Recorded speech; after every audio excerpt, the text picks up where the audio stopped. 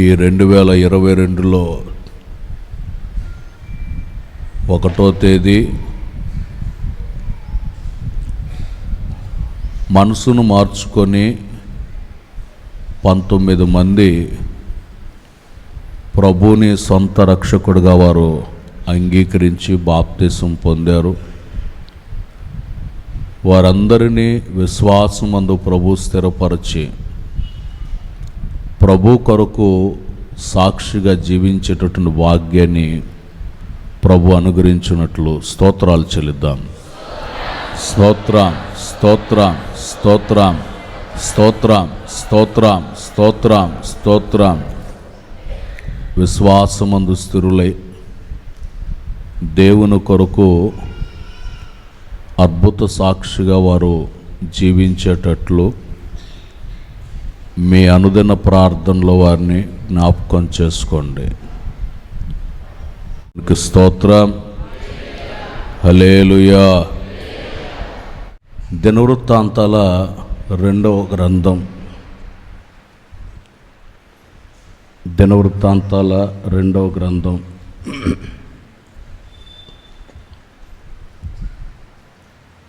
15వ అధ్యాయం. ప్రభు ఇచ్చిన వాగ్దానాన్ని జ్ఞాపకం చేసుకుంటూ 7వ వాక్యంలో ఉన్న మాటను చదువుతున్నాను. కాగా మీరు బలహీనులు కాక ధైర్యము వహించుడి, మీ కార్యము సఫలమగును. వాగ్దాన పూర్ణుడగు దేవుడు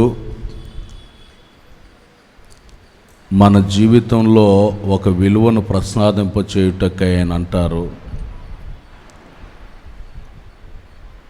ఏ స్థితిలో కూడా మీరు అధైర్యపడిపోవద్దు, మీ కార్యాలు సఫలమవ్వాలి అంటే ధైర్యం కలిగినటువంటి వారుగా ఉండమంటాడు. ఎందుకంటే ధైర్యం అనేది ఓ విలువైనటువంటి క్షేమాన్ని కలుగు చేస్తుంది. కొందరికి చీకటంటే భయం, కొందరికి ఎవరైనా గట్టిగా మాట్లాడితే గుండెలో దడొచ్చేసి భయం, ఇంకా కొంతమందికి ఏదైనా షాక్ అయ్యే విషయాలు వింటే భయం, గుండెలో దడొచ్చేస్తుంది. మరికొంతమంది జీవితాన్ని గమనిస్తే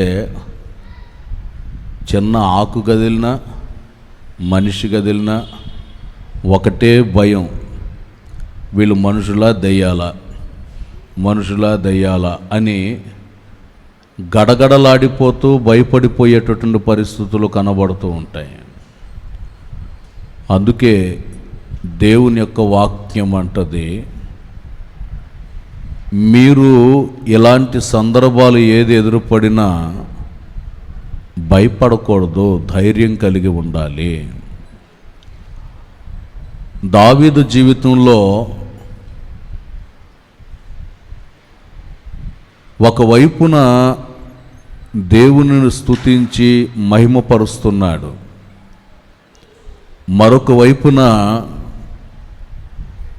శత్రువు మీద జయం కలుగుటను బట్టి పూర్ణ హృదయముతో, పూర్ణ ఆత్మతో, పూర్ణ మనసుతో ప్రభుని స్తుతించి ఆరాధిస్తున్నాడు.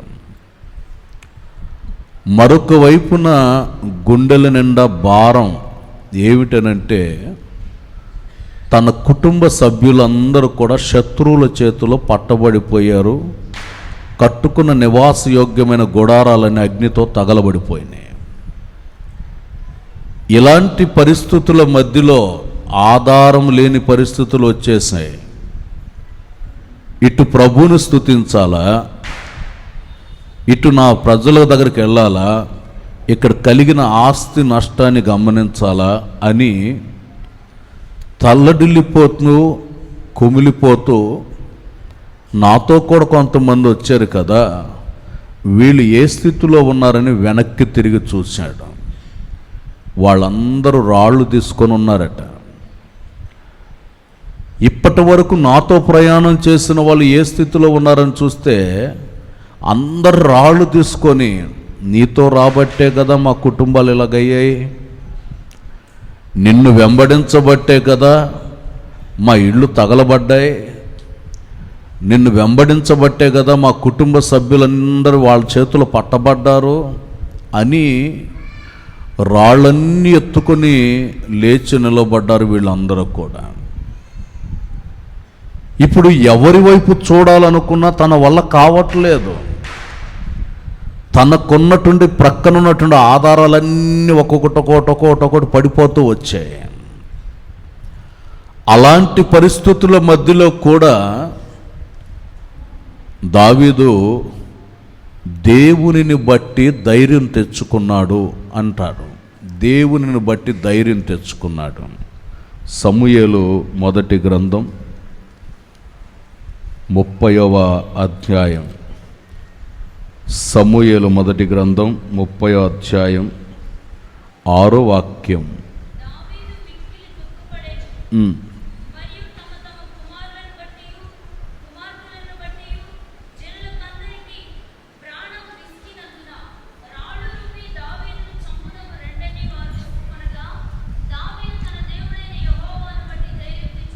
దేవునికి స్తోత్రం, హల్లెలూయా.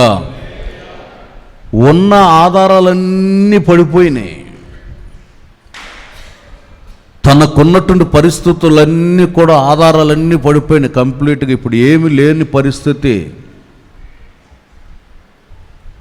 అందుకే ఆయన రాసిన కీర్తనలో చెప్తారు,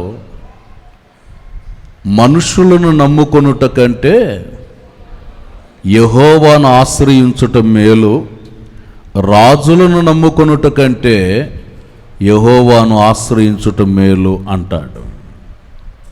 ఈ ఆధారాలన్నీ పడిపోయినందువలన తన జీవితంలో దేవుని మీద ఆధారపడేటటువంటి మనసు ఏర్పరచబడింది. అలాంటి స్థితిగతుల మధ్యలో తన జీవితం సాగించబడతా ఉంది. మరొక దగ్గర అంటారు, నా దేవుని సహాయం వలన నేను ప్రాకారాలు దాటుతాను, నా దేవుని సహాయం వలన నేను సైన్యాన్ని కూడా జయించగలుగుతాను అంటాడు. అంటే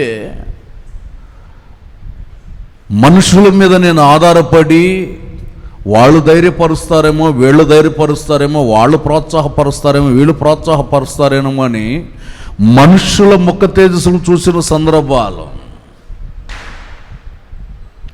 అందుకే దావీదు అంటారు, నా దేవుని నామాన్ని బట్టి, చదవండి ఆ చివరి మాట చదవండి. చూడండి, దేవుడైనటువంటి యెహోవాను బట్టి ధైర్యము తెచ్చుకున్నాడట. ధైర్యం. ఈ పునరుద్ధానపు వేళ వాగ్దాన పూర్ణుడగు ప్రభు మనతో చెప్తున్నారు, దేవునిని బట్టి మీరంతా ధైర్యం తెచ్చుకోవాలి. దేవునికి స్తోత్రం. అధైర్యపు పరిస్థితులు ఉంటాయి, బలహీనపడేటువంటి పరిస్థితులు కలుగుతున్నాయి.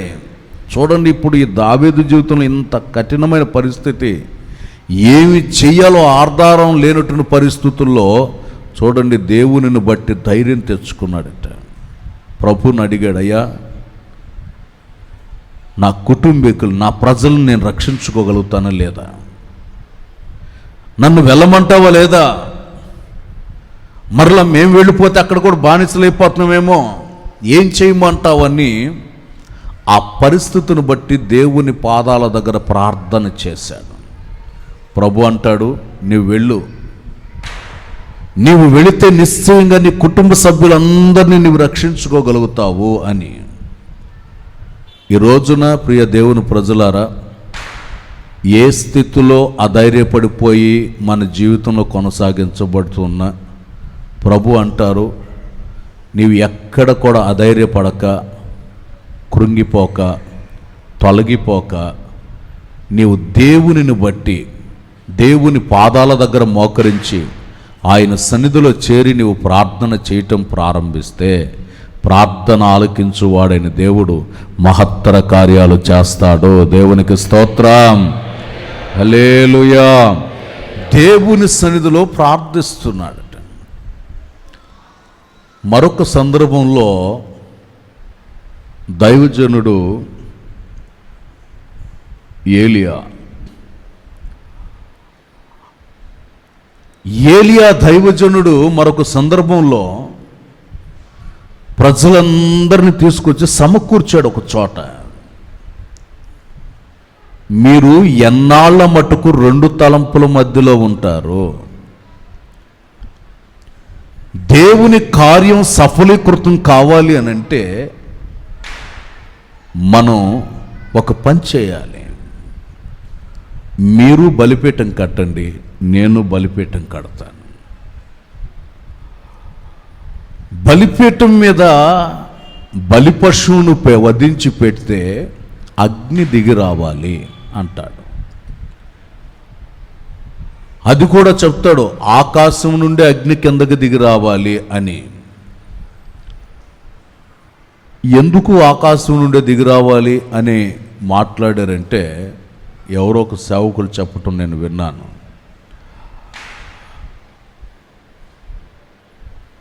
జనులను మాయ చేయటానికి లేక జనులను మభ్య పెట్టడానికి బలిపీఠం క్రింద ఏదో ఒక రకమైనటువంటి ద్రావకం పెడతారట. బలిపీఠం కింద పెట్టి దాని మీద పెడుతున్నారు. ఇక చేస్తూ ఉంటే గంట 2 గంటలకి ఆ హీట్ అయ్యి, ఆ పైన ఉన్నటువంటి వేడికి హీట్ అయ్యి ఇది మండుతుందట. అందుకని ప్రజల ముందు మ్యాజిక్లు చేస్తారేమోనని చెప్పి దైవజనుడు జ్ఞానంగా అంటారు, అగ్ని కింద నుండి కాదు పైనుండి దిగాలి. ఆకాశం నుండి అగ్ని దిగివచ్చి బలిపీఠాన్ని దహించాలి. ప్రియులారా, దేవునిని బట్టి ధైర్యం తెచ్చుకున్నాడు ఆయన. ప్రజలలో ఉన్నటువంటి క్రియలు, కార్యాలు సఫలీకృతం కావటం కొరకు, ప్రజలకి దేవుని మీద నమ్మకం కలిగేదాని కొరకు ఈ ప్రక్రియ జరిగినప్పుడు అక్కడ వారి దగ్గర అగ్ని దిగలేదు. సాయంత్రం అవుతుంది, అవ్వట్లేదు అక్కడ. అప్పుడు బలిపీఠం కట్టి ప్రార్థన చేశాడు. ఒంటరివాడుగా ప్రార్థించాడు. అటువైపు గుంపు జనం, ఇటువైపు ఒంటరివాడుగా మోకరించి ప్రార్థన చేశాడు. అయ్యా, నీ సన్నిధిలో నేను ప్రార్థిస్తున్నాను, నీవు ఆకాశం నుండి అగ్నిని దించి ఈ యొక్క బలిపీఠాన్ని నీవు దహించి వేస్తే ఈ ప్రజలు నీ వైపుకు మరలించబడతారు. ఒక గొప్ప కార్యం జరగాలని ప్రార్థన చేస్తే ఆకాశం నుండి అగ్ని దిగి ఆ యొక్క అర్పణను అంగీకరించినట్లుగా మనం చూడగలుగుతాం.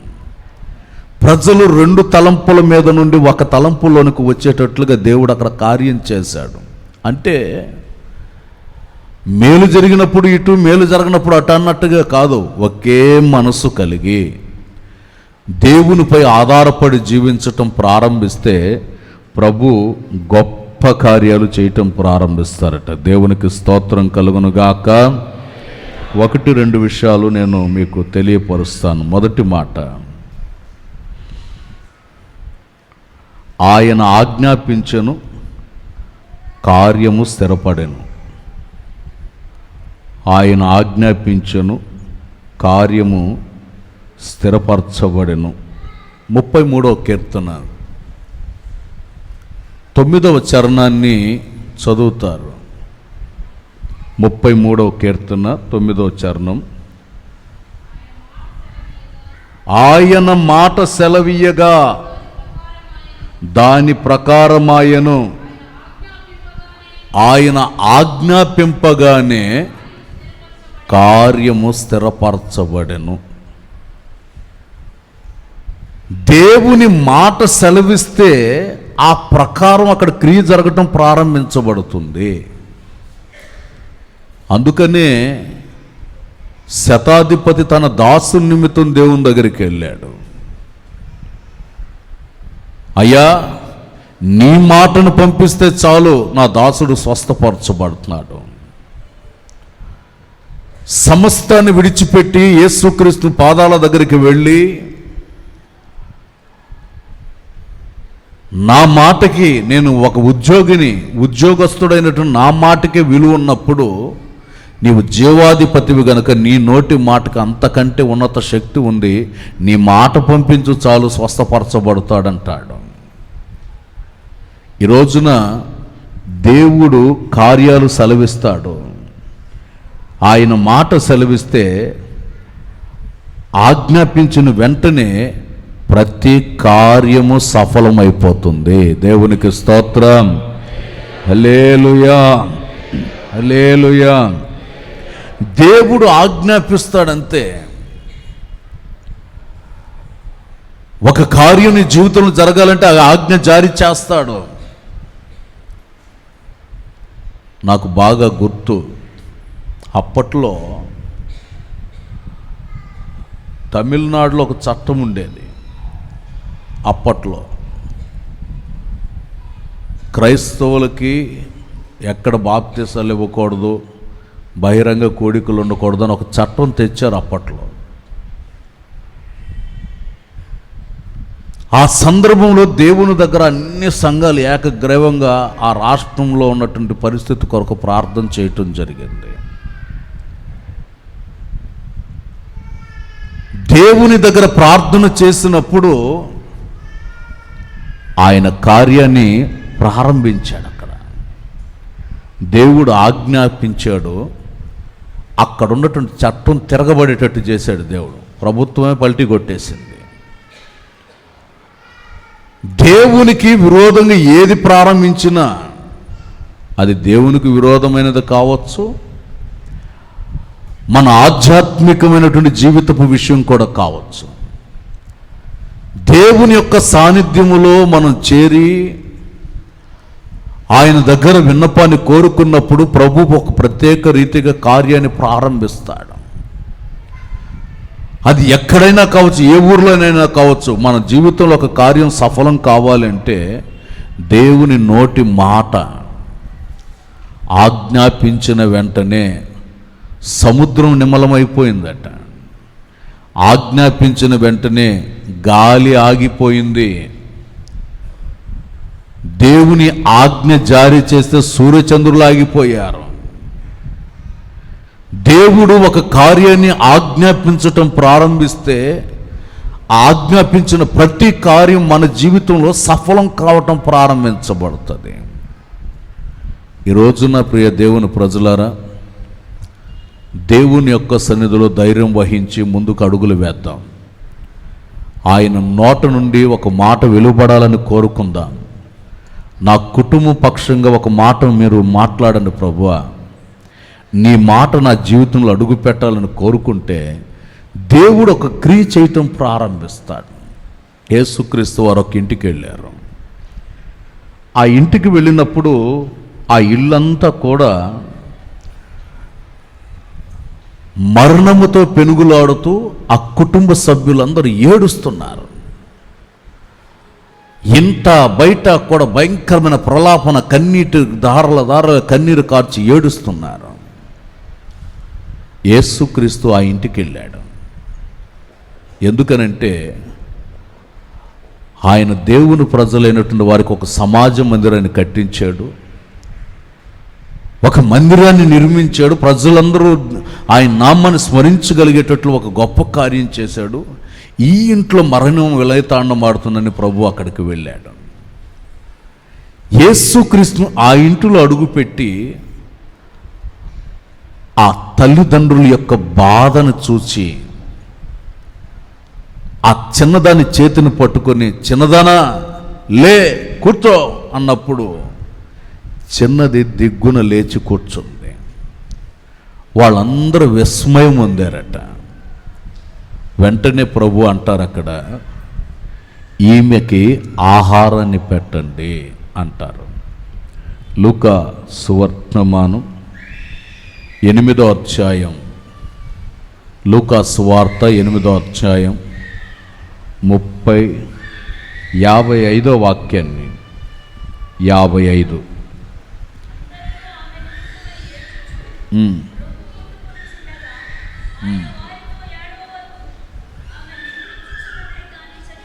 ఎవరు అక్కడ సంగీతం ఎవరాడ కేకలేస్తున్నారు కదా, అర్థం కావట్లేదా?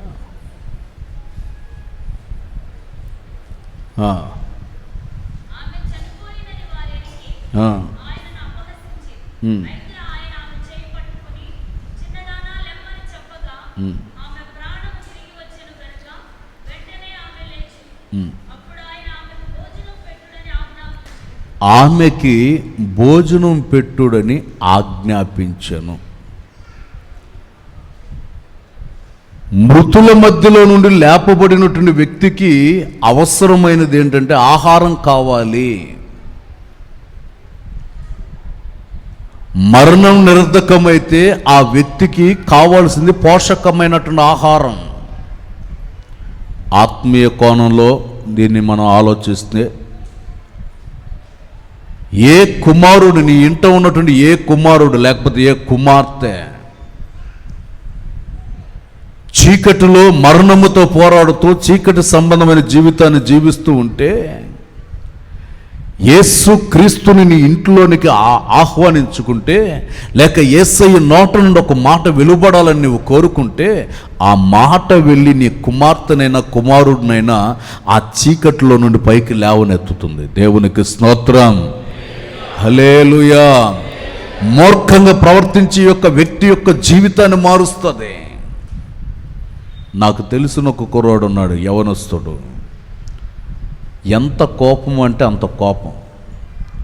కోపం వస్తాడు, ఏం చేస్తాడో తెలియదు. కోపం వస్తే ఏం చేస్తాడో తెలియదు. ఒకరోజు వాళ్ళ ఇంటికి వెళ్తే ఇంటి ముందు కూర్చొని గాజు పెంకులు నూరుతా ఉన్నాడు.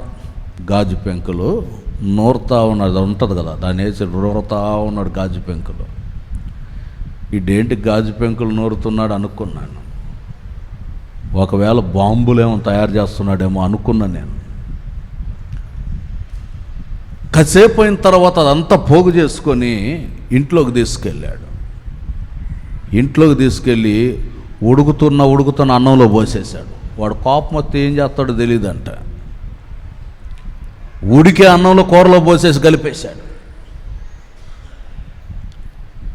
అలాంటి భయంకర ముక్కోపిష్టి. తల్లిదండ్రులు తన కొరకు బాగా ప్రార్థించారు, సంఘంలో చెప్పి ప్రార్థించారు. ఆ ప్రార్థన ఈ ముక్కోపిష్టి కలిగినటువంటి వ్యక్తి యొక్క మనసుని మార్చింది. కఠినంగా ఉన్నటువంటి వ్యక్తి యొక్క కఠినత్వంలో నుండి విడుదల పొంది ఆ జీవితాన్ని విడిచిపెట్టి ముగించుకొని యేసుక్రీస్తు పాదాల దగ్గరకు వచ్చి కూర్చొని ఆయన మాటలు వినటానికి తన జీవితాన్ని అప్పగించుకున్నాడు. దేవుని దగ్గర మనం ప్రార్థన చేయటం ప్రారంభిస్తే, మరణములో బంధించబడినటువంటి కుమారుడైన కుమార్తె అయినా లేకపోతే నీ కుటుంబ సభ్యులనైనా దేవుడు దాంట్లో నుండి బయటకు తీసుకొస్తున్నాడు. మరణపు ముళ్ళను విరిచి జీవాన్ని ప్రత్యక్షపరచడం ప్రారంభిస్తాడు. ఆ జీవం గలవాడుగా మార్చబడిన వ్యక్తికి అవసరమైంది ఏంటంటే ఆహారం కావాలి. మామూలు ఆహారం కాదు, ఆత్మీయ ఆహారం కావాలి. ఆత్మ బలపడి నరకాగ్ని నుండి తప్పించబడి పరలోక రాజ్యానికి వారసత్వాన్ని పొందగలిగే స్థితిని పొందగలిగేటట్లు ఆ వ్యక్తికి ఆ సందర్భంలో జీవాహారం అవసరమై ఉన్నది. అందుకని అంటారు, ఈమెకి భోజనాన్ని పెట్టండి. ఆయన అడగొచ్చు వాళ్ళ నాన్న, అయ్యా చనిపోయి లేచింది కదా, పత్యాలు ఏమైనా చేయాలని. పత్యాలు ఏం అవసరంలా, పత్యాలు ఏం చేయని అవసరంలా. ఆత్మ బలపడటానికి అవసరమైందంటే ఆత్మీయ ఆహారం కావాలి. మీరు దేవుని సన్నిధికి వస్తున్నట్లుగానే మీ పిల్లలను కూడా దేవుని సన్నిధికి నడిపించాలి. చెప్పాలి, దేవుని సన్నిధికి వెళదాం, దేవుని సన్నిధిలో ఉందాం, ఒక 2 గంటలు ప్రభు సన్నిధిలో గడిపితే మంచిది, రెండని తీసుకొని రావాలి. మీరు చదువుకోండి, పరీక్షలు దగ్గర పడ్డాయి, చదువుకోండి, మీరు చదువుకోండి, మీ పనిలో మీరు ఉండండి, మేము ప్రతి ప్రార్థనకి వెళ్ళి వస్తాం అనకూడదు.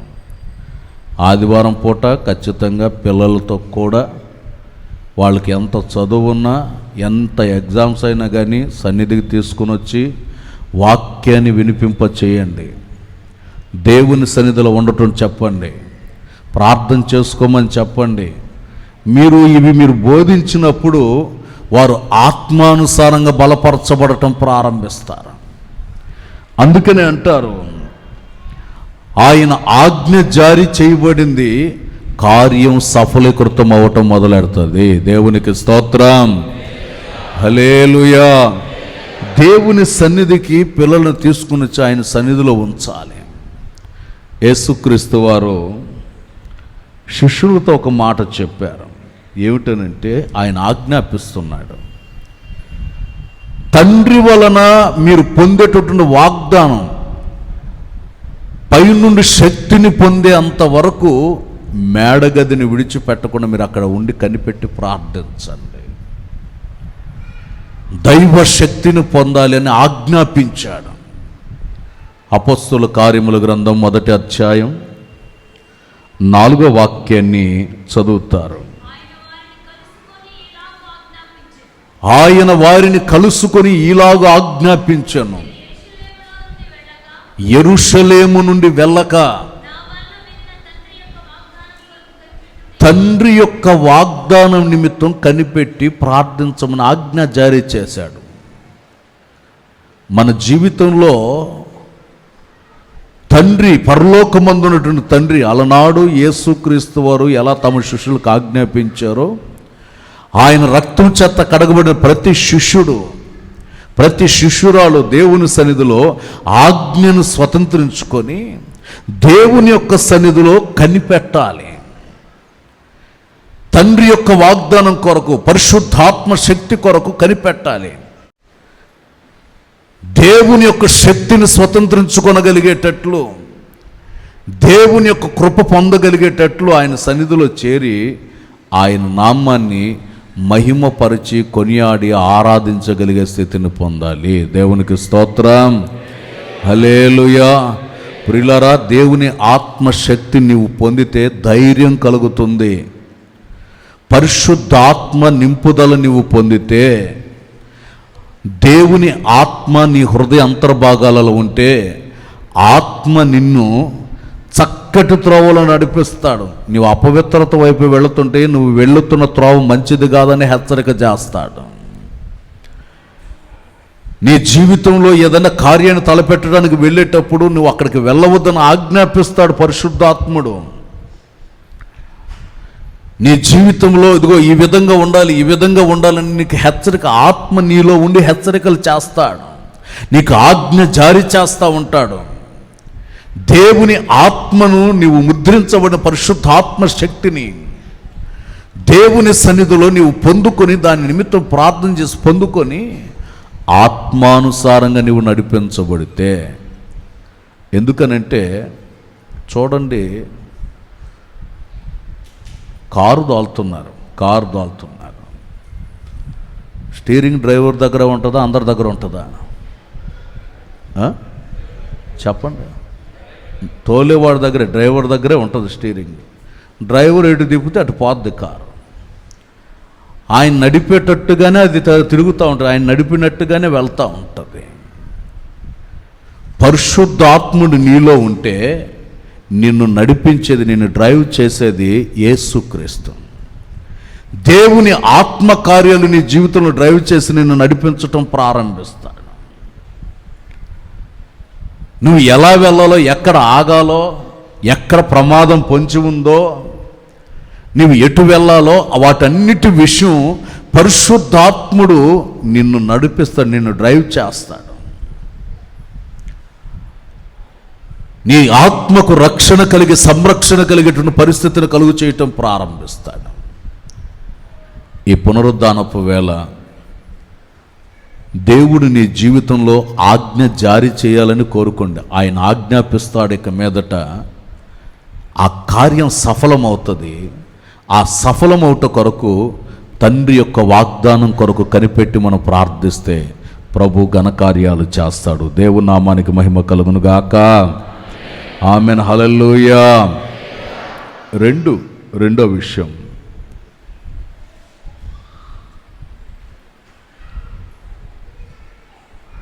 సమాజకులందరికీ అందరి దృష్టికి అనుకూలమైన దైవ కార్యం. సమాజకులందరికీ అనుకూలమైన దైవ కార్యం. దినవృత్తాంతాల మొదటి గ్రంథం 13వ అధ్యాయం 4వ వాక్య భాగాన్ని చదువుతారు.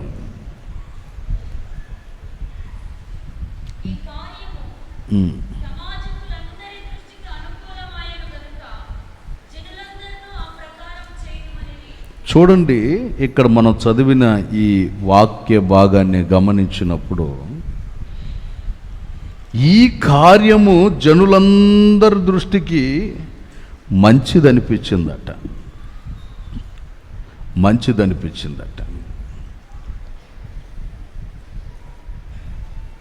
ఇది అనుకూలం, ఇది దైవ కార్యం, దైవ నిర్ణయం.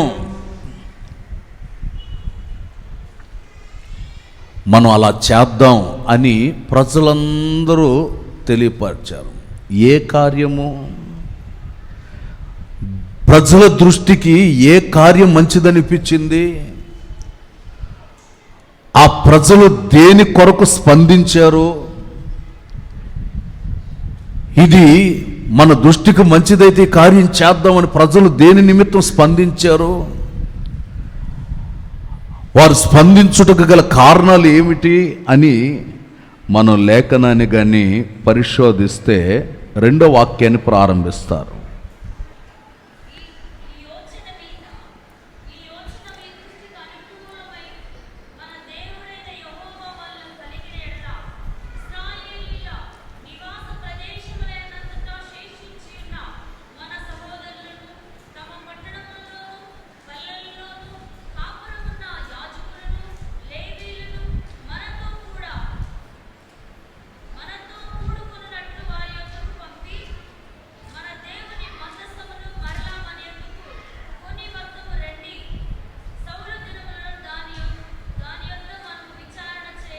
ఇక్కడ చదివిన వాక్య భాగాన్ని గమనించినప్పుడు ఈ 2 వాక్యాల్లో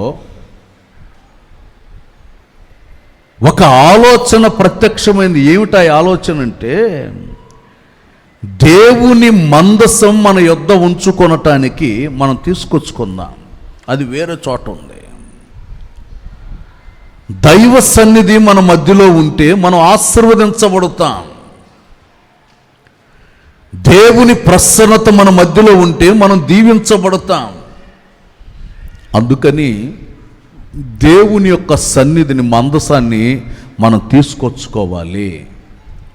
సౌలు రాజుగా పరిపాలించినప్పుడు మందసాన్ని గురించినటువంటి ఆలోచన చేయలే. దాని గురించి ఆలోచించలు వదిలిపెట్టేశాం. దేవుని సన్నిధి మనతో ఉండాలంటే మందసం మనం తెచ్చుకోవాలి. మందసం దైవ ప్రసన్నతకి సాదృశ్యం. ఎప్పుడూ దేవుని నామ స్మరణ కలుగు చేయబడుతుంది. మందసం దేవుని వాక్యం చిగురించబడే అనుభవం, ఆజ్ఞలు దాంట్లో భద్రపరచబడి ఉంటాయి. దేవుని నిబంధన సన్నిధి కలిగినటువంటి మందసం మన దగ్గర ఉంటే మనం ఆశీర్వదించబడతాం. దేవుని దీవెన మనకు కావాలి, దేవుని యొక్క దీవెన మనకు కావాలి అని ఆ దీవెన కొరకు, అంటే దైవ ప్రసన్నత మన దగ్గర ఉంటే మనం ఆశీర్వదించబడతామని దైవజనుడు దావీదు తెలియపరుస్తున్నప్పుడు ప్రజలు సంతోషపడ్డారట. నిజమే కదా?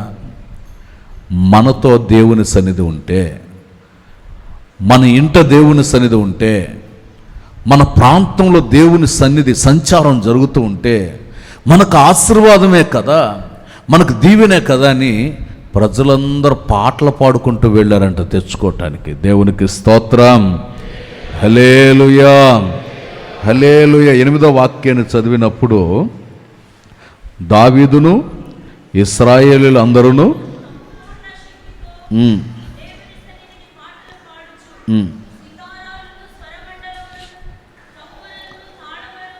దేవుని సన్నిధిని వారి ప్రాంతాలకు తెచ్చుకోవటానికి నిరుత్సాహంగా రాలేదట. చాలా ఉత్సాహంగా అందరూ పాటలు పాడుకుంటూ, వాయిద్యాలు వాయించుకుంటూ, తాళాలు వాయించుకుంటూ, బోరలు ఊదుకుంటూ, ఆర్భాటంగా సంతోషంగా దేవుని యొక్క సన్నిధిని తెచ్చుకోవటానికి ఇష్టపడ్డారు. ఈ రోజున ప్రియ దేవుని ప్రజలారా, దైవ సన్నిధి మీరు నివసిస్తున్న ప్రాంతంలో ఉండాలి. దేవునికి స్తోత్రం.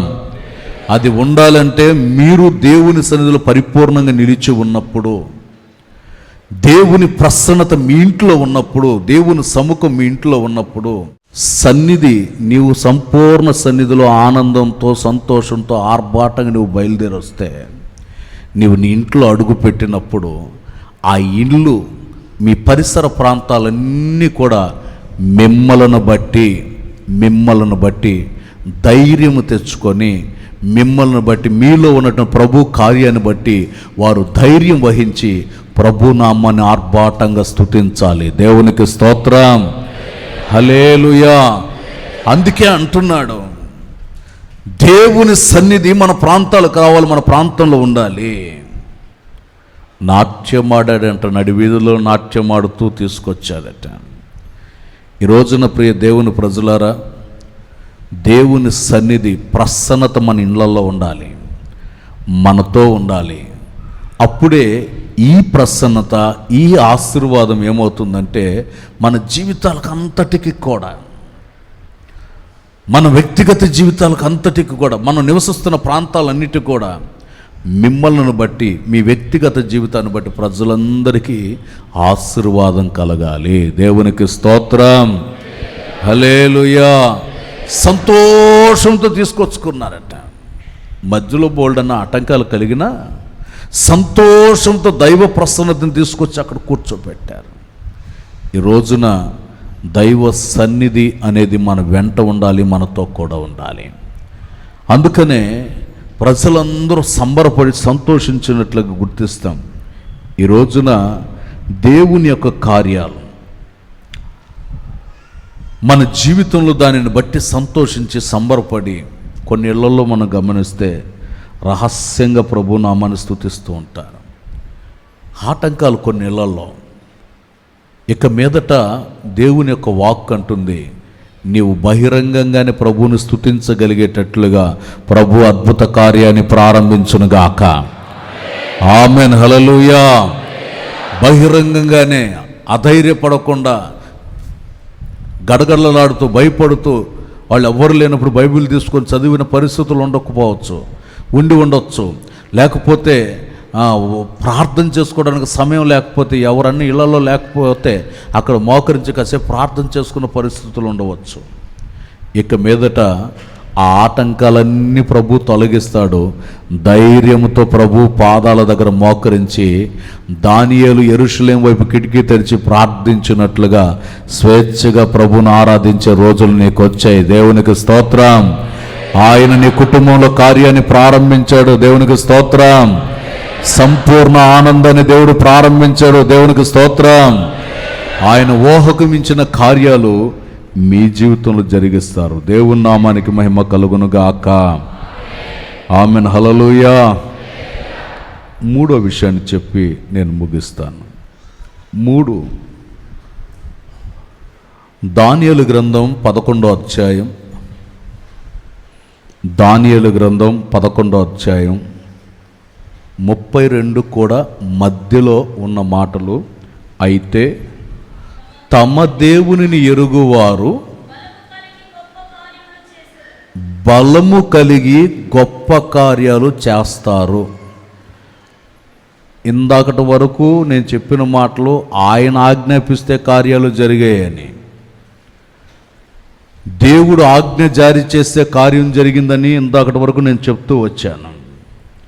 మందసం మన మధ్యలో ఉన్నందువలన కార్యం జరుగుతుందని చెప్తూ వచ్చాను. ఇప్పుడు అంటారు, తమ దేవునిని ఎరుగువారు బలము కలిగి గొప్ప కార్యములు చేస్తారు. మీ ద్వారా ప్రభు కార్యాలు చేయించాలని కోరుకుంటున్నాడు.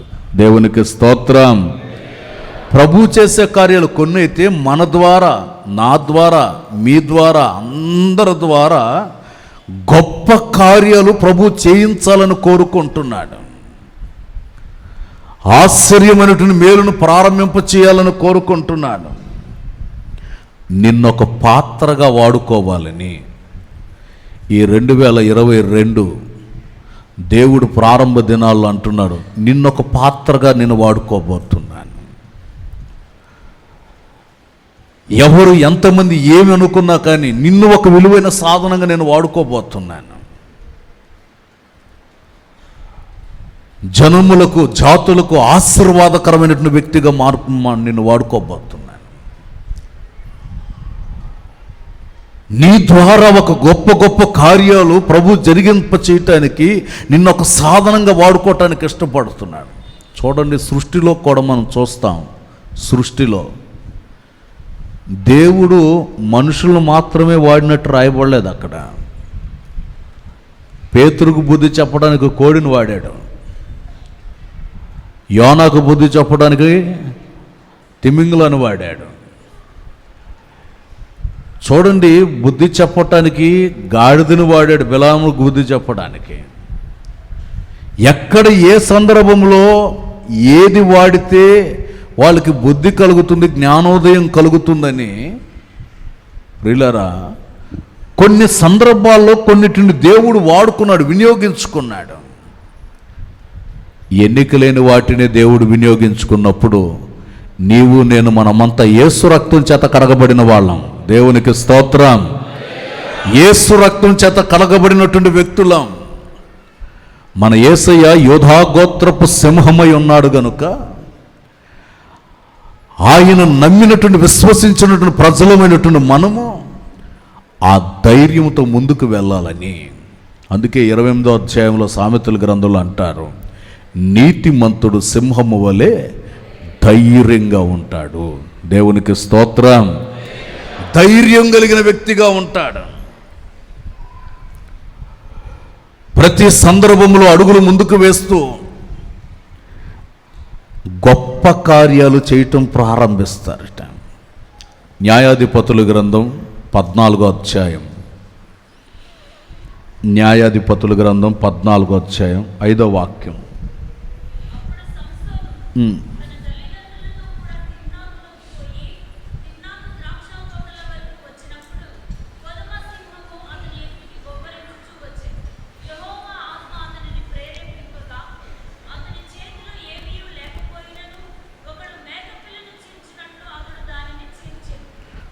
చూడండి, ఇక్కడ చదివిన వాక్య భాగాన్ని గమనించినప్పుడు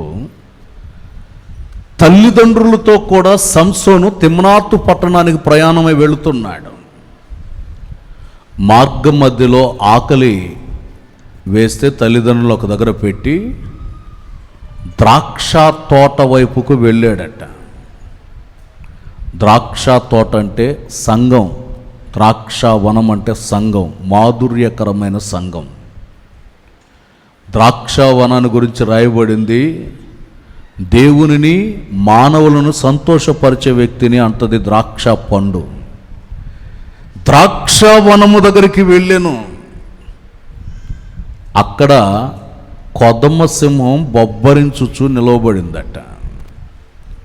నేను పాత తర్జుమా బైబిల్లో, అది తెలుగు పాత బైబిల్లో చదివితే అక్కడ ఉన్నటువంటి మాట ఏంటంటే, పడుచు సింహం అంట. ఏ సింహం?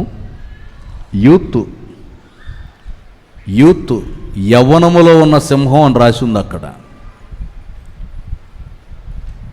అది గర్జిస్తుందట. యవ్వనములో ఉన్న సింహం గర్జిస్తుందట. గర్జన చేస్తూ సంసోను వైపులాగా చూస్తూ ఉంది. ప్రియులారా, సహవాసపు అనుభవాలలో మన జీవితం సాగుతూ ఉంటే కొన్ని సింహాలు గర్జిస్తూ ఉంటాయి, కొన్ని సింహాలు గర్జిస్తూ ఉంటాయి. గర్జించే ప్రతి సింహానికి నువ్వు భయపడకూడదు. సింహాలు బోల్డ్ అన్నీ ఉన్నాయి, రకరకాల సింహాలు ఉన్నాయి, కానీ యేసయ్య మాత్రం యోధా గోత్రపు సింహం. దేవునికి స్తోత్రం, హల్లెలూయా. ఇవి గర్జన చేస్తూ ఉన్నాయట. పడుచు సింహం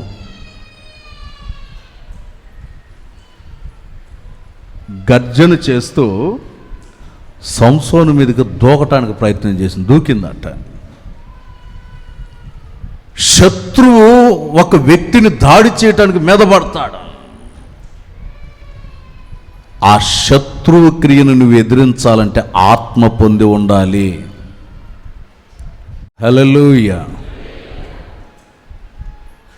గర్జిస్తున్నటువంటి యువసింహం ఎగిరి మీద పడటానికి తన మీద పడుతుందంట. వచ్చే ఆత్మశక్తి అవసరమైంది.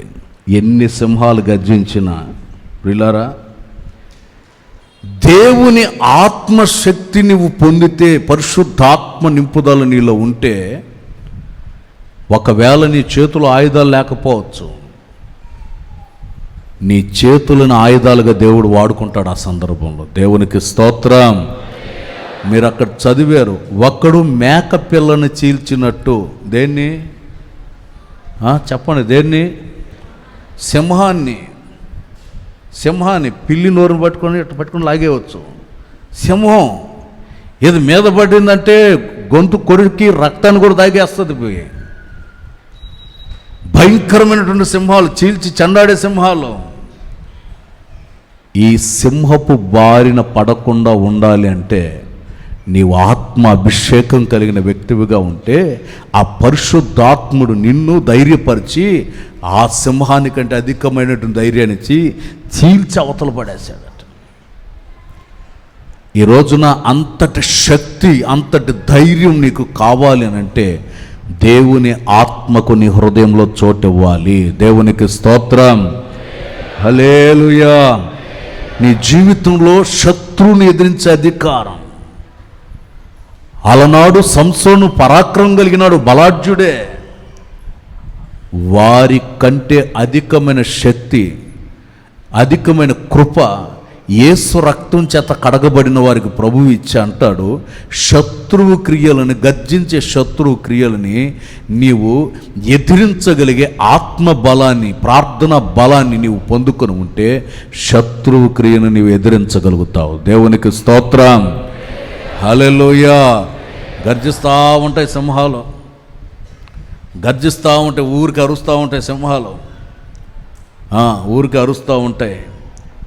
కానీ నీవు ఆత్మబలము కలిగిన వ్యక్తివిగా అయితే, ఆత్మబలం కలిగిన వ్యక్తివైతే నీ జీవితంలో ఒక గొప్ప క్షేమాన్ని నీవు పొందుతావు. దేవునికి స్తోత్రం, హల్లెలూయా. ప్రియులారా, సహవాసపు అనుభవాల్లో ఒక గొప్ప ఆశీర్వాదం అనేది దాచబడి ఉంది. ఆయన గొప్ప కార్యాలు చేయించటం ప్రారంభిస్తాడట. ఒక రోజున దేవుని ప్రజలందరూ ఈ సంసోను వెతుక్కుంటూ వచ్చారు. ఈయన ఎక్కడున్నాడంటే బండచాటున ఉన్నాడు. వెళ్ళి అక్కడికి వచ్చారు. బాబు, నిన్ను అప్పగించకపోతే శత్రువులు మమ్మల్ని చంపేస్తామంటున్నారు, అందుకని నిన్ను మేము తీసుకెళ్ళి వాళ్ళకి అప్పచెప్పటానికి మేము సిద్ధపడి వచ్చాం. నిన్ను తీసుకెళ్ళి అప్పగించాలి. నీ ఒక్కడి మూలంగా మా ప్రాంతాలన్నీ రక్తపాతం కాబోతున్నాయి, అందుకని నిన్ను మేము అప్పగించాలి.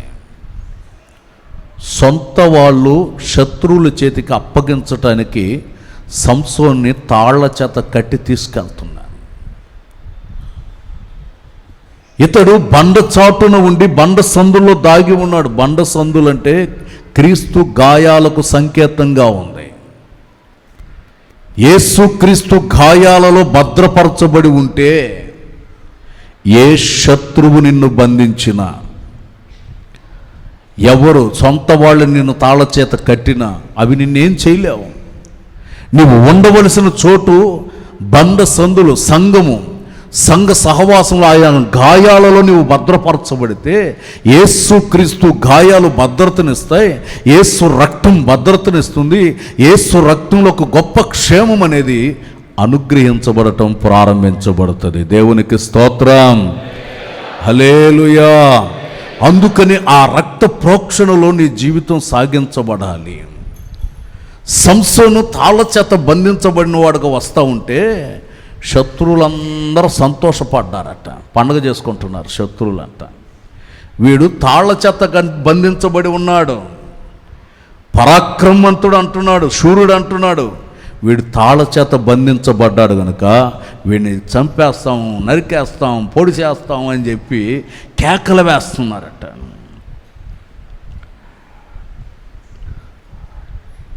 సంతోషముతో కేకలు వేసిన శత్రుజనం గొప్ప ఆత్మశక్తితో కాలిపోయినటువంటి సంసోను బంధకాలు, శత్రు ఊరేగుతూ పరిగెడుతూ వస్తున్నాడు. ఆ సమయంలో దేవుని ఆత్మ సంసోను మీదకి దిగి వచ్చిందట. దేవునికి స్తోత్రం, హల్లెలూయా. కారణం, అంతసేపు ఆ బండ సందుల్లో భద్రపరచబడి వచ్చాడు.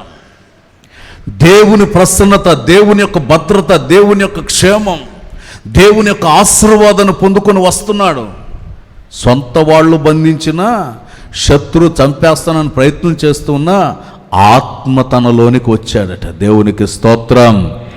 ప్రియులారా, కొన్నిసార్లు నీ సొంత వాళ్ళు నేను పట్టించేవచ్చు, కానీ సత్యం ఎప్పుడు నిలవబడే ఉంటుంది. దేవునికి స్తోత్రం. అబద్ధం నిలబడాలంటే 100 కర్రలు పెట్టాలి సపోర్టు. అబద్ధం నిలబడాలంటే 100 కర్రలు పెట్టాలి. అయినా నిలబడుతుందని నమ్మకం లేదు, ఎప్పుడో కూడా పడిపోతుంది అబద్ధం. సత్యానికి సపోర్ట్లు అవసరం లేదు, సపోర్ట్లు అవసరం లేదు, రిపోర్ట్లు అవసరం లేదు, ఏం అవసరం లేదు. సత్యం ఒంటరిగా నిలబడుతుంది. యేసుక్రీస్తు అనబడుతున్న సత్యవాక్కు మన గుండెల్లో ఉంటే, పరిశుద్ధాత్మక్రియ మన జీవితంలో ఉంటే మనం ఒంటరిగా నిలబడగలుగుతాం. దేవునికి స్తోత్రం, హల్లెలూయా, హల్లెలూయా. ధైర్యాన్ని పొందగలిగేటట్లు, గొప్ప క్షేమాన్ని పొందగలిగేటట్లు ఆయనకు విలువైనటువంటి కార్యాన్ని చేయటం ప్రారంభిస్తాడు.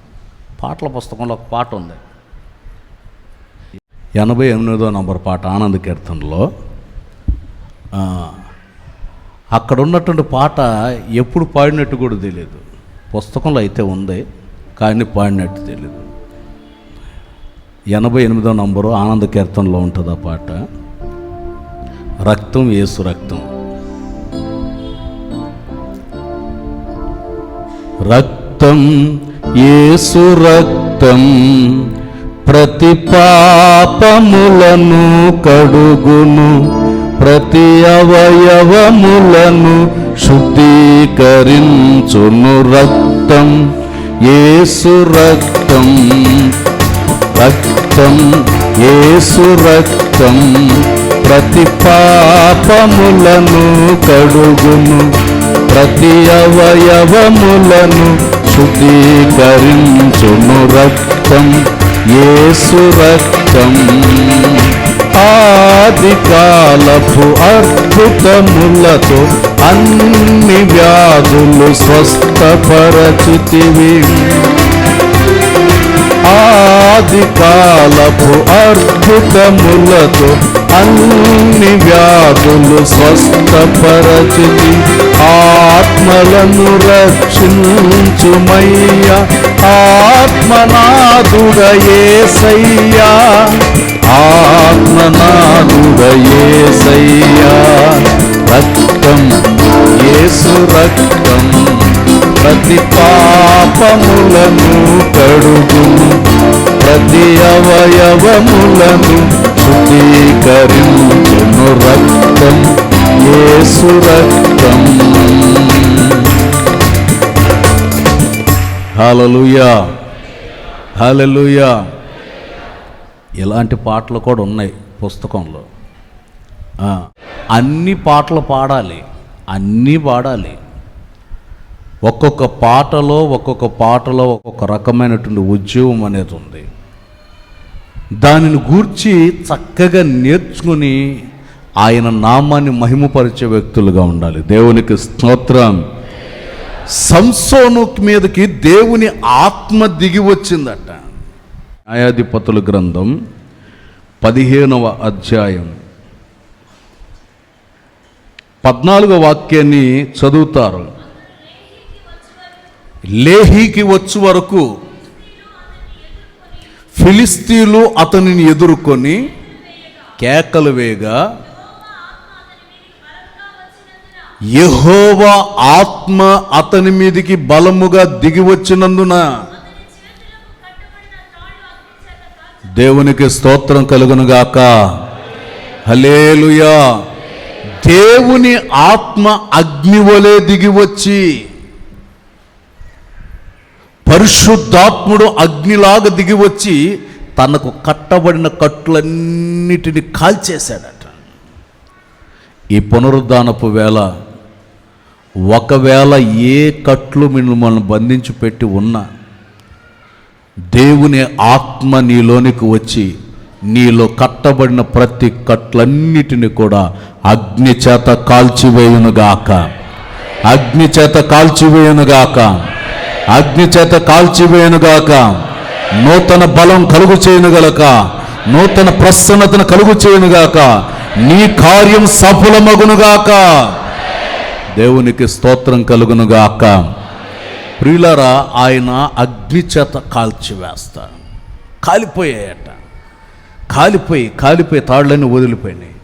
ఎప్పుడైతే కాల్చబడిపోయి కట్లని తెగిపోయాయో శత్రువులు గుండెల్లో భయం మొదలైపోయింది.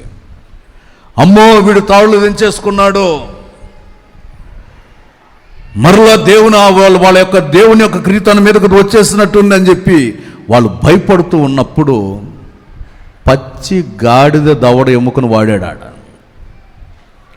చూడండి, దేవుడు వాడుకునేటువంటి విధానాలు చూడండి ఎలా వాడుకుంటున్నాడు. ఏమి లేదు అక్కడ తన చేతిలో. దవడ ఎముక తీసుకొని 1000 మందిని హతమార్చాడట, శత్రువుల్ని. పచ్చి గాడిద దవడ ఎముక. ఎముక అంటే ఉపదేశానికి సాదృశ్యం. ఉపదేశం, ఎముక అంటే ఉపదేశం. దేవుని ఆత్మ పొందినటువంటి వ్యక్తికి ఉపదేశం తోడైతే పునాది. ప్రతి ఆత్మీయుడికి పరిపూర్ణమైన పునాది ఉండాలి. ఆది అపోస్తలుల ఉపదేశ క్రమం మీద నీ పునాది ఏర్పరచబడితే నీ పునాదికి కదలిక ఉండదు. అపోస్తలుల బోధ, ప్రవక్తలు, సువార్తికులు, కాపరి, ఉపదేశం, 5 అనుభవాలు. అపోస్తలుడు, ప్రవక్త, సువార్తికుడు, కాపరి, ఉపదేశకుడు. ఈ 5 అనుభవాలు ప్రతి వ్యక్తిలో ఉన్నప్పుడు, సంఘములో ఉన్నప్పుడు ఆ వ్యక్తికి పరిపూర్ణమైన స్థిరత్వం ఏర్పడుతుంది. కదిలించబడడిక. బోధ అపోస్తలత్వపు బోధ ఉంటుంది. ప్రవక్త అంటే చూపుడు వేలు. ప్రవక్త అంటే హెచ్చరిక చేస్తాడు. హెచ్చరిక ఖండితంగా ఆజ్ఞాపిస్తాడు. హెచ్చరిక చేస్తాడు, ఆజ్ఞలు జారీ చేస్తాడు. ఏలెత్తి నువ్వు తప్పుడు ద్రోవలో ఉన్న ఆపో అని అంటాడు, కేకలు వేస్తాడు. ప్రవక్త బోధ కొందరికి గిట్టకపోవచ్చు. ఎందుకనంటే ప్రవక్తకు ఒకటే ఒక ఆలోచన ఉంటుంది, సంఘం పరిశుద్ధపరచబడాలి. సంఘం పరిశుద్ధపరచబడాలంటే హెచ్చరికలు వినబడాలని పరిశుద్ధత కొరకు బోధలు వినబడుతూ ఉంటాయి. ఏ విధము చేత నేను కొంతమందిని పోగు చేయాలి, సంఘం కొరకు సిద్ధపరచాలని చెప్పి ప్రవక్త హెచ్చరిక చేయటం ప్రారంభిస్తాడు. సువార్తికుడు, సువార్త పరిచర్య. అందుకని అన్నిటికంటే పెద్దేళ్ళు ఇది. ఏలు ఉన్న ఏళ్లలో పెద్దేళ్ళు ఇది. సువార్త పరిచర్య. ఇదిగో ఏలు కాపరి, సంఘ కాపరి. అందుకే దీనికి ఘనత, సంఘ కాపరికి ఘనత, చాలా ఘనత. ఉంగరం పెడితే ఏ ఏలుగు పెడతారు చెప్పరా? ఏ ఏలుకి? ఇప్పుడు తెలియక అన్ని ఏలుగు పెడుతున్నారనుకో, వాస్తవానికైతే ఇదిగో ఈ ఏలుకి ఘనత. దీనికి కూడా పడితే పెట్టేవాళ్ళేమో, దీన్ని పట్టదు కనుక పెట్టలే, పడితే పెట్టేవాళ్ళు దానికి కూడా. ఉపదేశకుడు, ఈయన ఉపదేశకుడు. ఇప్పుడు ఇటు వందనాలు పెట్టినా కూడా ముందు కనబడేది ఆయనే. వీళ్ళందరినీ ఈయన దాటుకొని రావాలి అందరూ పైకి. ఉపదేశం ఏంటి? ఉపదేశం ఎవరైనా దురుపదేశాలు కలిగి మాట్లాడుతున్నా, దురద చెవులు గల వాళ్ళున్నా, తుప్పు పట్టిన చెవుల్లో ఏదంటే అది విని దేవుని వాక్యం ఎక్కకుండా ఉన్నా, ఇదిగో ఈ ఉపదేశకుడు క్రియ చేయటం ప్రారంభిస్తాడు. ఈ ఉపదేశకుడు క్రియ చేయటం ప్రారంభిస్తాడు. దొరద పుట్టిందనుకో చెవులో, ఏ ఏలు వెళ్తుంది? ఇది వెళ్తుందా అంటామా? ఏది? ఇది వెళ్తుంది, డైరెక్ట్ ఆడదాకా వెళ్తుంది, చెవులో దాకా వెళ్తుంది. ప్రతి తుప్పు వదలాలంటే ఉపదేశకుడు అక్కడ క్రియ జరిగిస్తాడు. ఈ 5 విధములైనటువంటి అనుభవాలు ఏ సంఘంలో అయితే ఉంటాయో, ఏ వ్యక్తిగత జీవితంలో అయితే ఉంటే వాళ్ళు స్థిరపరచబడేటువంటి వ్యక్తిగా ఉంటాడు. అందుకని అంటారు, ఉపదేశమని ఎముకను చేత పట్టుకొని 1000 మందిని హతమార్చాడట. ఈ రోజున ఉపదేశం మనలో ఉంటే, సత్యం మన జీవితంలో ఉంటే, ఎక్కడి వరకు అంటే అక్కడే ఉండకూడదు. రక్షణ పొందాం సాలే, బాప్తిజం పొందాం సాలే, ఇంతవరకు సాలే, చర్చికి వెళ్ళొస్తే సాలే అనుకోకూడదు. ఒక్కొక్క మెట్టు ఆత్మీయంగా ఎదిగి నీవు ఎలా ఉండాలంటే పరిపూర్ణంగా స్థిరమైనటువంటి వ్యక్తివిగా మార్చబడాలి. శత్రువులను హతమార్చగలిగేటువంటి శక్తిని దేవుడు అనుగ్రహించాడు. నీ ద్వారా దేవుడు కార్యాలు చేయించాలని చెప్తున్నాడు. తమ దేవుని ఎరుగువారు బలము కలిగి గొప్ప కార్యాలు చేస్తారు అని చెప్తున్నాడు.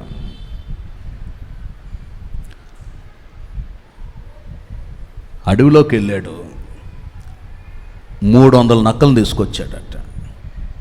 ఎన్ని నక్కలు? కుక్కలను అయితే తీసుకురావచ్చు, బోల్డన్ని కూడా దొరుకుతాయి, పిలవంగానే వస్తాయి కుక్కలు మన దగ్గరికి. ఈ నక్కలు దొరకవు కదా, ఎట్లా పట్టి ఉంటాడు నాకు అర్థం కావట్లేదు. 300 నక్కలను పెట్టాడు. తెలివి కలిగింది నక్క. చిన్నప్పుడు స్కూల్లో టెక్స్ట్ బుక్లో కూడా చదువుకొని ఉంటాం మనం, మనకు బాగా తెలిసిన చరిత్రలు ఉన్నాయి దాంట్లో. తెలివి కలిగిన నక్క అని బైబిల్లో హెబ్రూ భాషలో రాయబడిన మాట ఏంటంటే గుంట నక్కలు. ఏ నక్కలు? గుంట నక్కలు అంట. పొంచి ఉంటాయట, బాగా జ్ఞానం ఎక్కువ అట, తెలివితేటలు ఎక్కువ అంట, అధిక తెలివి ఉంటుంది నక్కలకే. అందుకని ఈయనకి, సంసోనికి శత్రువు యొక్క క్రియలు, శత్రువు యొక్క పొలాలు దహించబడాలంటే, శత్రువు యొక్క ఆలోచనలు దహించబడాలంటే గుంట నక్కలన్నిటిని పోగు చేస్తే కరెక్ట్ అని చెప్పి నక్కలన్నిటిని తెచ్చాడట. 300 నక్కలను పెట్టాడంటే మామూలు విషయమా? తెలివి కలిగిన నక్కలు, గుంట నక్కలు మొత్తం పోగు చేసి తీసుకొచ్చి ఒకదాని తోకొకటి కట్టాడట, తోకలు కట్టాడట అన్నిటికీ. అంటే ఐక్యతకు సాదృశ్యం. తెలివి కలిగిన నక్కలన్నిటిని తీసుకొచ్చి ఐక్యతకు సాదృశ్యం. వాటిని అన్నిటిని తీసుకొచ్చి ఒకదాని తోకొకటి కట్టాడు, ఐక్యపరిచాడు. అక్కడ ఎంత తెలివి ఉన్నా, ఎంత జ్ఞానం ఉన్నా, ఎంత వివేకం ఉన్నా, అక్కడ దైవ కార్యం జరగకపోతే ప్రయోజనం విఫలమైపోద్ది. అందుకని తెలివితో ఉన్న నక్కలన్నీ బాగా తెలివి మెరిపోయి ఉన్నాయి, అన్నిటిని తీసుకొచ్చి కట్టి, తోకలు కట్టి, వాటి మధ్యలో దివిటీలు పెట్టాడట. దివిటీలు కట్టాడట, అన్నిటికీ దివిటీలు కట్టి వాటిలో అగ్ని వేసాడట. అంటే ఐక్యతలో ఆత్మమంట మండుతూ ఉండాలి, పరిశుద్ధాత్మ క్రియ అనేది జరుగుతూ ఉండాలి. ఏకీభవించి ప్రార్థన చేసినా, ఏకీభవించి ఒక చోట అడుగుపెట్టినా, ఏకీభవించి దేవుని నామను స్తుతించినా, ఏకీభవించి దేవుణ్ణి ఆరాధించినా, ఏకీభవించి ఒక కార్యములు అడుగుపెట్టినా అక్కడ జయము కలగాలి అంటే, అపజయం తొలగిపోయి జయం కలగాలంటే ఐక్యతల్లో ఆత్మ మంట ఉన్నప్పుడు, ఆ దివిటి దహించబడుతూ మండుతున్నప్పుడు శత్రు ఆలోచనలు, శత్రు తలంపులు, శత్రు క్రియలు, శత్రు యొక్క కుయుక్తులు ఇవన్నీ కూడా ఏమవుతాయంటే అగ్ని చేత కాలిపోతాయి. అన్నిటికీ జతలు జతలు జతలు జతలు జతలు జతలు 150 జతలు చేశాడు. మొత్తాన్ని అన్నిటికీ నిప్పు పెట్టాడు, వదిలాడు. శత్రు తోటలకు వదిలితే అవన్నీ వెళ్ళి మొత్తం అన్ని తగలబెట్టేసాయి. అంటే దీనిని బట్టి ఆత్మీయంగా మనం అర్థం చేసుకోవాల్సిన విషయం ఏంటంటే, ఏకీభవించి నువ్వు అడుగు వేయటం మొదలు పెడితే, ఏకీభవించి నువ్వు అడుగు మొదలు పెడితే, ఏ పనిలో ప్రారంభించినా నీ కుటుంబంలో నీవు భార్యాభర్తలు నీ పిల్లలు అందరూ కలిసి ఏకీభవించి ఒక పనిలో అడుగు పెడితే దేవుడు అక్కడ ఒక అద్భుత కార్యాన్ని ప్రారంభిస్తాడు. ప్రార్థనా శక్తితో, పరిశుద్ధాత్మ శక్తితో, ఉపదేశపు బలముతో, దేవుని యొక్క కృపతో నీవు అడుగులు ముందుకు వేయటం ప్రారంభిస్తే, ప్రియులారా, ఎంత తెలివి గల వాళ్ళమైనా మన తెలివి దేవుని కార్యక్రమాలకు ఉపయోగపడాలనే దానికి సూచన ఇది. దైవ కార్యానికి ఉపయోగపడాలి. నేను రక్షణ పొంది దేవుని వాక్యంలో స్థిరపరచబడినట్టుగానే నా ప్రజలు దేవుని వాక్యంలో స్థిరపరచబడ్డాను. నేను ఒక మార్గమై ఉండాలి, నేను ఒక క్రియ జరిగించాలి, నేను ఒక మేలు చేయాలి, నేను నా నడుము కట్టుకోవాలి, నేను పోరాడాలి, ప్రాకులాడాలి, దేవుని కొరకు వైరాగ్యంగా ప్రాకులాడాలి. నువ్వు అట్లా అడుగు వేయటం మొదలు పెడితే ఆత్మ కలిగించు ఐక్యతలో అద్భుతం ప్రారంభించబడుతుంది. దేవునికి స్తోత్రం. అందుకే పరిశుద్ధాత్ముడు అంటున్నాడు, నీ ద్వారా తమ దేవునిని ఎరుగువారు బలము కలిగి గొప్ప కార్యాలు చేయటం ప్రారంభిస్తారు. ఒక కార్యం నీ జీవితంలో సఫలీకృతం అయ్యేటట్లు ఆత్మ కార్యం జరిగించబడి ఏకీభవించాలి, హృదయం ఏకీభవించాలి. ఆత్మ కలిగించే ఐక్యతలో హృదయం ఏకమవ్వాలి, హృదయం ఏకమవ్వాలి, మనసు ఏకమవ్వాలి. అది ఏకమైనప్పుడే అక్కడ అద్భుతమైనటువంటి క్రియ జరిగించబడుతుంది. దేవునికి స్తోత్రం. హల్లెలూయా. ప్రియులారా, 2 రాళ్ళుని ఒకప్పుడు పాత రోజుల్లో రాళ్ళు కొట్టే మంట వెలిగించేవాళ్ళు. 2 రాళ్ళు తీసుకుని 2 రాళ్ళు కొడితే మంట రేగినట్టుగా దేవుని యొక్క వాక్యం ఆత్మీయ ఐక్యతతో నీవు ముందుకు అడుగులు వేసుకుంటూ ముందుకు వెళితే నీ ద్వారా దేవుడి సంవత్సరములో ఆయన నీ ద్వారా ఒక మహత్తరమైన అద్భుత కార్యాలు చేసి ఆయన నామానికి నీ ద్వారా మహిమ తెచ్చుకుంటాడు. అలాంటి కార్యాన్ని ప్రారంభించుటకై పరిశుద్ధాత్ముడి పునరుద్ధానపు వేళ మనతో అంటున్నటువంటి మాట, నేను మీ కార్యములను సఫలం చేస్తాను. అలాంటి ధన్యత ప్రభు మనకు అనుగ్రహించును గాక. ప్రార్థన చేసుకుందాం. అందరూ దేవుని సన్నిధిలో ఒక 2 నిమిషాలు ఆయన సన్నిధిలో ప్రార్థన చేసుకుందాం. దేవా, నీ ఆత్మశక్తి నాకు కావాలి. ఐక్యతలో ఆశీర్వాదం ఉన్నట్లుగా పరిశుద్ధాత్ముడు మనకు బోధింపచేస్తూ వచ్చాడు. మీరు బలహీనులు కాక ధైర్యము వహించుడి, మీ కార్యం సఫలమవుతుంది. దేవుని కార్యం సఫలం కావాలి. నీవు దేవుని దగ్గర ప్రార్థిస్తే ఆయన కార్యం సఫలం చేస్తాడు. ఆయన ఆజ్ఞాపించను, కార్యం స్థిరపడెను. ఈ పునరుద్ధానపు వేళ, ఈ మొదటి ఆదివారం సంవత్సర ప్రారంభపు దినాన పరిశుద్ధాత్ముడు మనతో చెప్తున్నాడు, ఆయన నీ పక్షంగా ఒక కార్యాన్ని తలంచాడు, దాని ఆజ్ఞ జారీ చేస్తున్నాడు. నీ హృదయ బాధలన్నిటిని గుర్తించాడు, నీ పక్షంగా ఒక కార్యాన్ని ఆజ్ఞ జారీ చేస్తున్నాడు. ఆయన ఆజ్ఞాపిస్తే కార్యం స్థిరపరచబడిపోతుంది. ఏ విషయంలో ఒకవేళ గతంలో ఏ కార్యం సఫలం కాకుండా ఉందో ఆ విషయంలో నీవు దేవుని దగ్గర అర్థిస్తే అదిగో కార్యాన్ని సఫలపరచగలిగిన వాడు, నీ జీవితంలో ఒక అద్భుతమైనటువంటి మేలు కలుగు చేయగలిగిన వాడు, ఊహకు మించిన ఘనకార్యాలు జరిగించుటకై కోరుతున్నవాడు.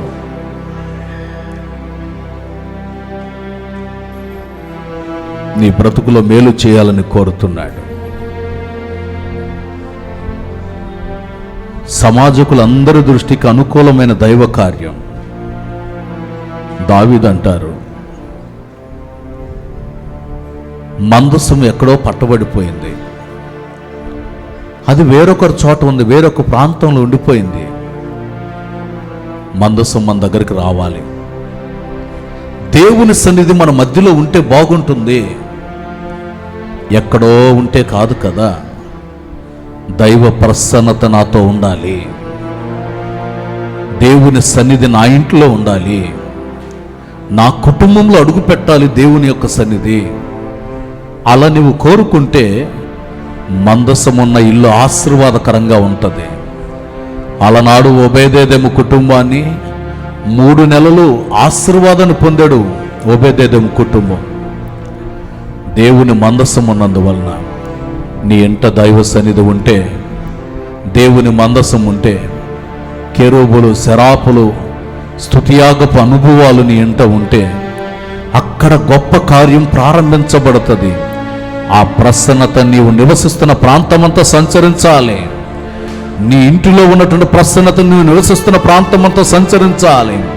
నీ ఇంటిలో ఉన్న ఆశీర్వాదం నీవు నివసిస్తున్న చోటంతా సంచరించాలి. నిన్ను బట్టి నీ ప్రాంత ప్రజలు ఆశీర్వదించబడినట్లుగా, ధైర్యం వహించి ముందుకు అడుగులు వేయినట్లుగా, కృప పొందినట్లుగా, బల ప్రభావాన్ని పొందగలిగేటట్లుగా. బాలాక రబాక షలంద రబాక రబాలక తురబాలక రబాలక లిబాబా బాబాల రలబాక షరబాక తురబాలక తురబాలక. తమ దేవుని ఎరుగువారు బలము కలిగి గొప్ప కార్యాలు చేస్తారు. గొప్ప కార్యాన్ని నీ పట్ల ప్రభు జరిగించాలని కోరుతున్నాడు. నీ ద్వారా దేవుడు కార్యాలు చేయించాలనుకుంటున్నాడు. సంసోన్లో జై జీవితాన్ని ఇచ్చినవాడు, పరాక్రమమైన శూర కార్యాలు చేసినవాడు నిన్ను బట్టి ఒక గొప్ప కార్యం చేయబోతున్నాడు. ఈ ఆత్మకార్యాలు నీ జీవితంలో జరిగించాలంటే నీవు పరిశుద్ధ ఆత్మ నింపుదల పొందుకోవాలి, దేవుని ఆత్మశక్తిని పొందుకోవాలి, పరిశుద్ధాత్ముడికి నీవు చోటు ఇవ్వాలి, ఉపదేశములో నువ్వు స్థిరపరచబడాలి. ఆత్మల భారంతో దైవ శక్తి కలిగి నువ్వు నడిపించబడినప్పుడు దేవుని యొక్క కృప నిన్ను ఆవరిస్తుంది.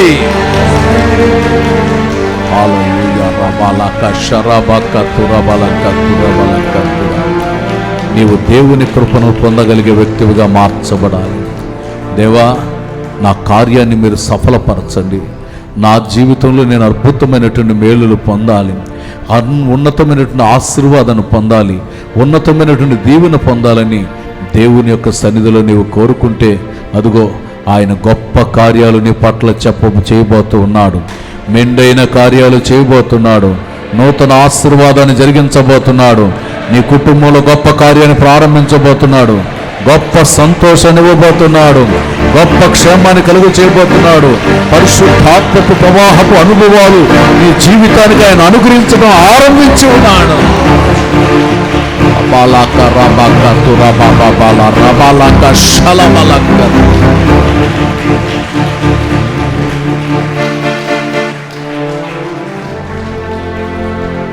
ఆయన నవనూతనమైనటువంటి మేలుల చేత నడిపించి క్షేమాన్ని ఇచ్చేటటువంటి వాడు.